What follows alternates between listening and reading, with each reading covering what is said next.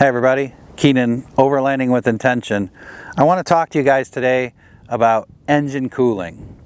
The Jeeps are literally Lego sets for adults. We know that. We're always putting things on them. When I first got my Jeep, one of the first mods, I put a new steel bumper, put a winch on the top, a light bar, had it all decked out. When what I realized was, while driving the Jeep in Illinois, it wasn't a big deal, but once I came out here to the desert, it became an issue. The Jeep was running hot.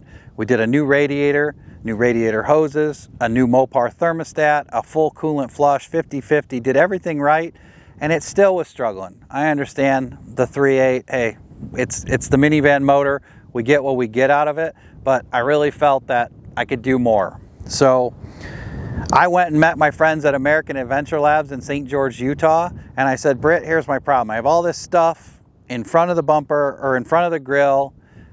It's not cooling really good. I think I'm interrupting the airflow. I put a bigger 12,000 pound OVS winch on there, and that's when the problems really started to culminate, that I think I was just starving my engine. I was choking it. So the chief thinker upper at American Adventure Lab, Britt, and we kind of spitballed. He says, you know what? I have a product for you. They created a modular bumper. It works for the JK, the JT, and the JL. You pick your components, you pick your finishes, you pick what parts, back to the Lego for Jeeps or for adults, right guys? You pick everything. So you can buy modular end caps, light pod mounts, lights underneath. They have this whole system modularized. You can just build and buy whatever you want.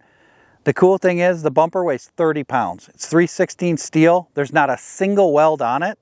So no rust to worry about. Powder coated in St. George with American-made steel bent in their shop. So you know us, you know the mantra, we want to support American-made local small businesses, and they are kind of the epitome of it. Heck, Americans in their name, right? So Britt hooked us up. We had a need. He had a prototype bumper that they had done some development on, so we threw that on the JK. He even created new D-rings. How many of us have used our D-rings? Yeah, they look cool hanging on the front of the bumper, clanging and banging when you're on the trails. Everybody's going soft, right? We're going soft shackles, synthetic lines, try to get that metal out of the winch recovery system, because if the line goes, something breaks, you have metal flying at your Jeep and your bystanders. So we've kind of learned over the years that we've evolved, soft shackles are the way to go.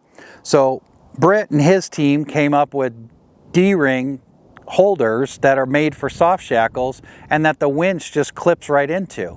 It's a fantastic design. I'm super fortunate. I got the first set from the production line, so thank you to them, because I feel super special that they thought that I needed those. And they work perfectly with my JM rigging winch line as well as my JM rigging soft shackle. So when it's time to go out on the trail, I can throw a couple soft shackles in these mounts and I'm ready to roll. The best benefit of this whole operation is it bolts on in your driveway. You need no special tools. Anybody can do it. It gets rid of that Chinese junk bumpers, American-made steel, made in St. George, Utah. These guys are awesome. Their products are phenomenal. They are fitting so many needs for us. The other nice thing is the winch now sits down between the frame rails. So everything's smooth on the top. The only thing there are light pods, and they don't interfere with my turn signals on the JK. It's been a phenomenal product. I'm super excited. And the old bumper was about 150 pounds. The new one's 30 pounds. So check them out if you're in the market for a bumper. Cool stubby bumper. You can accessorize it. You can have it powder coated any way you want. Put what parts you want on it. It's really neat. So AmericanAdventureLab.com.